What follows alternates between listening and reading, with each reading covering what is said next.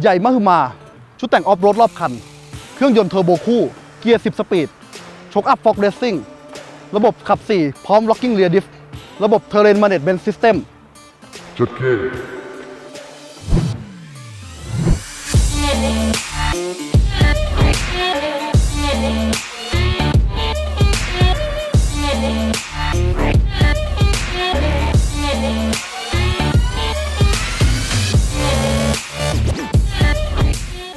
ผมได้สรุปข้อดีและข้อเสียของคันนี้ไว้แล้วนะครับใครสนใจสามารถกดพอสแล้วอ่านได้เลยครับRanger Raptor คันนี้ก็จะเงาๆหน่อยนะครับเพราะอยู่ในเซกเมนต์ที่ไม่มีคู่แข่งในไทยเลยในสถานการณ์โควิดแบบนี้คุณคงไปดูรถที่โชว์รูมไม่ได้แนะนำให้มาดูโชว์รูมออนไลน์ก่อนครับที่ www.carnes.co.th หรือคลิกที่ลิงก์ด้านขวาได้เลยครับ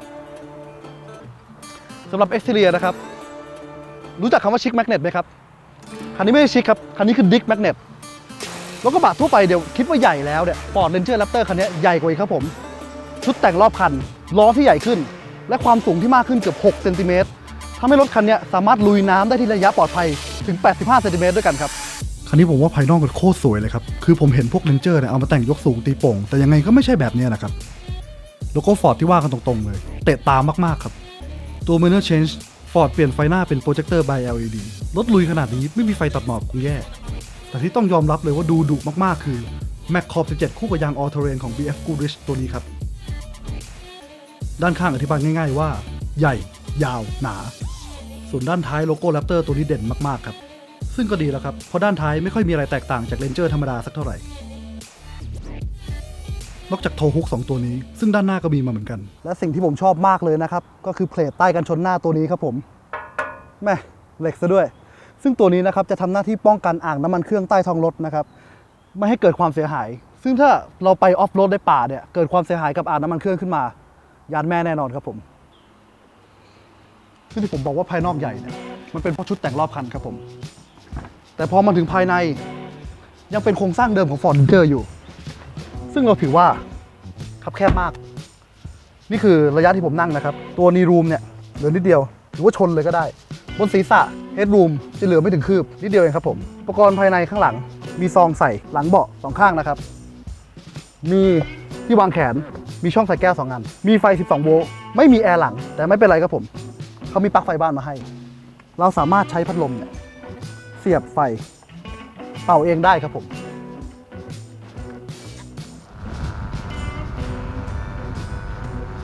แต่ก็ยังจะมีหลายๆจุดที่เงินประมาณ 400,000 ของคุณได้ถูกมาปรับปรุงภายใน Ranger Raptor คันนี้ครับ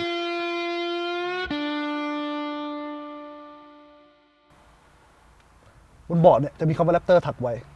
กลัวคนไม่รู้คิดว่าเป็น Ranger ธรรมดาและอีกอย่างหนึ่งที่จะบอกผู้โดยสารของคุณว่าคันนี้ไม่ใช่ Ranger เป็น Raptor จริงๆก็คือจอนี้ครับผม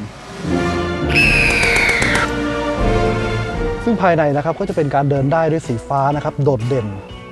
แตกต่างจากตัว Y-Tac ที่เป็นสีส้มครับผมและสำหรับมาตรวัดนะครับก็จะมีทั้งความเร็วแล้วก็รอบเครื่องให้ดูนะครับและก็จะมีจอดิจิตอลบอกผลตรงกลางด้วยในส่วนของพวงมาลัยนะครับผมเห็นเด่นๆเลยเนี่ยก็จะเป็นแถบแดงตรงนี้นะครับซึ่งเป็นการบอกตำแหน่งของพวงมาลัยที่พวกแรลลี่เนี่ยเขาชอบใช้กันพวกแรลลี่เนี่ยเขาหมุนพวงมาลัยเป็นโยโย่เลยครับผมอีกอย่างนึงก็คือ Paddle Shift ตรงนี้ซึ่งมันใหญ่และยาวมากจับถนัดมือทำมาจากแมกนีเซียมน้ำหมักเมาครับแต่ยังไงคันนี้ก็ยังต้องไดเอทอีกยาวครับเพราะคันนี้หนัก2 ตันกว่าซึ่งส่วนอื่นๆก็เหมือนกับ Ford Ranger นะครับทั้งคอนโซลกลางนี่ที่ผมยอมรับเลยว่าประกอบมาดีมากๆนะครับแน่นหนาทุกจุดแล้วก็ระบบ Infotainment เนี่ยที่ใช้งานง่ายนะฮะรองรับ Android Auto และ Apple CarPlay ด้วยซึ่งโดยรวมๆแล้วเนี่ยผมให้เลยว่าเป็นห้องโดยสารที่น่าอยู่มากครับแต่ว่าที่ต้องติเลยนะครับก็คือเพดานครับผมซึ่ง Ford ทำมาเนี่ยให้สัมผัสเหมือนกระดาษสาเลยนะครับรู้สึกราคาถูกมากเหมือน Honda City เลยครับกับรถราคาขนาดนี้น่าติจริงๆครับอีกอย่างหนึ่งที่ต้องชม Ford เขาเลยนะครับก็คือเบาะของตัว Raptor ตัวนี้ครับผมซึ่งตัวส่วนผมแล้วผมคิดว่านั่งสบายมากครับการปรับเบาะหนุนหลังนะครับยังเป็นแบบแมนนวลอยู่นะฮะเหมือนปี 2000 ต้นๆเลยนะครับผมและอีกอย่างหนึ่งที่ต้องชมก็คือตัวไซด์โบสเตอร์ตัวนี้ตัวไซด์โบสเตอร์ตัวนี้จะเป็นตัวที่ประคองคุณไว้เวลาคุณออกออฟโรดอะไรเนี่ยคุณจะไม่กระเด้งซ้ายขวาคุณจะประคองให้กระชับไว้ตัวผมหุ่นหมีอย่างนี้ยังนั่งสบายขนาดนี้เลยครับผมชื่นชมจริงๆ พี่ยิ้มไปไหน บางคนอาจจะสงสัยนะครับว่าพี่ยิ้มไปไหนทางนู้นครับผมวันนี้อากาศร้อนนะฮะพี่ยิ้มไม่ออกจริงๆครับผมไปมาแล้วเหมือนมารู้ตัวครับผม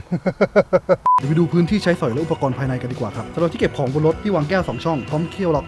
ที่เก็บของใต้ที่พักแขนสามารถแบ่งออกมาเป็น2ชั้นที่ลึกมากๆครับสามารถเก็บของชิ้นใหญ่ใต้นี้ได้ครับบนรถคันนี้มี USB 2 ช่องและ12โวลต์2ช่องด้านหน้า1ช่องและด้านหลังอีก1ช่องข้างๆปลั๊กไฟบ้านครับถาดวางของด้านหน้าอาจจะเล็กไปหน่อยแต่ก็ยังวางโทรศัพท์ไซส์ XL ได้มีกล่องเก็บแว่นและราวจับที่ทำให้เข้าออกตัวรถสะดวกมากขึ้น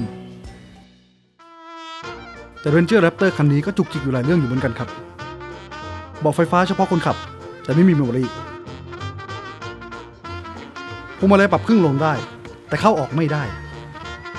กระจกออโต้ฟอร์ดโฆษณาว่าเป็นระบบ One Touch แต่มาแค่ฝั่งคนขับฝั่งเดียวหลายๆคนคงบอกว่ามันเป็นแค่รถกระบะแต่คุณอย่าลืมนะครับคันนี้ราคา 1,700,000 ทอน 1,000 บาทเอาเหอะบ่นกันไปเยอะแล้วรถคันนี้ไม่ใช่รถสบายครับมันมีไว้ลุยเดี๋ยวเราไปลองขับบนถนนกันดีกว่าครับฟิลการขับขี่ของ Ranger Raptor คันนี้นะครับก็เหมือนกับคล้ายๆกับญาติพี่น้องอย่าง Everest เลยนะครับซึ่งถึงแม้ว่ามิติตัวจะใหญ่กว่าเนี่ยแต่ก็ไม่เป็นปัญหาเลยอันนี้ต้องขอบคุณพวงมาลัยไฟฟ้า EPS ด้วยนะครับเพราะว่ามันทำให้พวงมาลัยเบาและขับง่ายขึ้นในเมืองแต่การตอบสนองและฟีดแบ็กของถนนก็หายไปเยอะเหมือนกันครับด้วยขนาดยาง 285/70 นะครับพร้อมกับดอกยาง All Terrain นะฮะฟีดแบ็กที่กลับมาที่พวงมาลัยเนี่ยมันก็แทบจะไม่มีแล้วนะครับผมส่วน Paddle Shift เนี่ยก็มีขนาดใหญ่ดีนะครับแต่ถ้าเอาตามรถแข่งแรลลี่จริงๆเนี่ยเขาจะไปติดอยู่ที่คอพวงมาลัยนะฮะไม่ใช่หลังพวงมาลัยอย่างนี้ซึ่งเวลาที่สาวพวงมาลัยหรือหมุนพวงมาลัยเนี่ยตำแหน่ง Paddle Shift ก็จะอยู่ที่เดิมเวลาเราเปลี่ยนเกียร์ก็จะได้ตำแหน่งที่แม่นยำครับผมไม่งั้นบางทีเวลาอยู่ในโค้งเนี่ยเพิ่มจะกลายเป็นลดและลดจะกลายเป็นเพิ่มแล้วมันทำให้ผมจำเป็นต้องพูดถึงเรื่องเครื่องยนต์ของ Ranger Raptor คันนี้ครับในส่วนของเครื่องยนต์นะครับก็ไม่ต่างอะไรจาก Wildtrak มากมายซึ่งเครื่องยนต์เทอร์โบคู่ตัวนี้เนี่ยปัญหาของมันก็คือเทอร์โบตัวแรกเนี่ยทอร์กมาน้อยมากทำให้มีปัญหาการเร่งแซงอย่างมากเลยครับผมส่วนเทอร์โบตัวที่2เนี่ยทอร์กก็มาใช้ได้แต่ก็ช้าไปอยู่ดีถ้าคุณมองว่ามันช่วยให้คันนี้ประหยัดน้ำมันขึ้นคุณก็คงไม่ผิดหรอกครับแต่คนที่เลือกซื้อ Ford Ranger Raptor เนี่ยเขาห่วงเรื่องประหยัดน้ำมันจริงๆเหรอครับซึ่งปัญหาที่ผมเจอเลยก็คือทุกครั้งที่ผมจะเร่งแซงเนี่ยผมต้องคลิกดาวน์ตลอดเวลาแล้วไอ้ตัวเกียร์10 สปีดของมันเนี่ยมันสับสนในตัวเองครับผม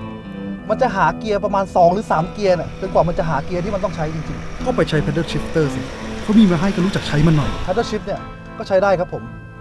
ถึงแม้ว่าเราจะอยู่ในโหมดสปอร์ตหรือโหมดบาฮาการตอบสนองก็ยังช้าอยู่ดีพูดถึงโหมดบาฮาเนี่ย Terrain Management System ของคันนี้เนี่ยก็มีมาให้ถึง6โหมดด้วยกันซึ่งใช้สำหรับลุยทางโคลนหินดินทรายครับผมแต่ด้วยว่าทริปทางฝุ่นของเราเนี่ยโดนแคนเซิลไปเพราะโควิดนะฮะก็อยากให้ท่านผู้ชมกด Subscribe ไว้เราสัญญาว่าเราจะกลับมารีวิวคันนี้อีกครั้งนะครับบนเส้นทางที่ Ford Ranger Raptor คันนี้ถูกออกแบบไว้เพราะเราคิดว่ามันควรจะได้คะแนนมากกว่านี้บนเส้นทางที่มันควรจะเป็นสังเกตไหมครับว่าตอนขับขี่เนี่ยกล้องในคลิปนี้มันสั่นมากเป็นเพราะช่วงล่างครับปล่อยมันไปปล่อยเดี๋ยวพอถึงซีนช่วงล่างถ้าเกิดคุณสังเกตดูไหมว่าวิดีโอนี้จะสั่นกว่าปกตินั่นแหละครับช่วงล่างคันนี้ไม่ใช่เหมือน Ranger ธรรมดาช่วงล่างคันนี้คือการเอาแหนบออกคานแข็งยังอยู่เป็นแบบวัดลิงก์แล้วเสริมด้วยช็อคอัพของ Fox Racing บนถนนเนี่ยมันแย่ขนาดไหนเหรอผมจะสรุปสั้นๆให้ว่าใครเมารถง่ายจะไม่เหมาะกับรถคันนี้ครับแต่เดี๋ยวผมอธิบายให้ฟังแม้ว่าการซับหลุมหรือคอสะพานทำได้ดีแต่ช่วงล่างที่มีอาการเด้งไปเด้งมาอย่างมากโดยเฉพาะด้านหลังเพราะระยะทราเวลของช่วงล่างสูงบวกกับน้ำหนักตัวถัง 2.3 ตันแล้วคูณกับตัวรถที่ยกสูงขึ้นไปอีกทำให้ตัวรถมีอาการบอดี้โรลตัวรถโยกซ้ายโยกขวาเนี่ยเยอะมากๆและการตั้งค่าของ Damper Fox อาจจะเหมาะกับการวิ่งทางฝุ่นด้วยความเร็วสูงมากกว่าถนนเพราะจังหวะที่ช่วงล่างรีบาวขึ้นมาเนี่ยตัวถังออกอาการเด้งมากกว่าที่ควรจะเป็นแล้วก็รู้แล้วนะครับว่า Ford Ranger Raptor เนี่ยไม่เหมาะกับถนนดำแต่ 99% เนี่ยเขาจะยังใช้กันบนถนนดำครับผมเราสัญญาว่าในวันข้างหน้าเราจะเอาไปรีวิวในทางฝุ่นในที่ที่เขาควรอยู่ซึ่งเราคิดว่าเราจะได้ฟีดแบ็กที่ดีกว่านี้สำหรับวันนี้สวัสดีครับเป็นไงกันบ้างครับเห็นคุณไปรีวิวกระบะกันไป ถ้าเกิดวิดีโอนี้เนี่ยไม่ถึง100 subscriber นี่เราจะปลดประจำการคุณไปเลยนะฮะทีนี้เนี่ยช่วงนี้ก็ติดไข้หวัดโควิดกันเต็มเลยนะครับผมรักษาสุขภาพกันด้วยมันก็ไม่แค่ส่งผลแค่สุขภาพนะครับส่งผลมาถึงคิวรถของเราด้วยแต่ว่าเราก็จะพยายามอัปโหลดคลิปให้เต็มที่สำหรับวันนี้ขอบคุณครับ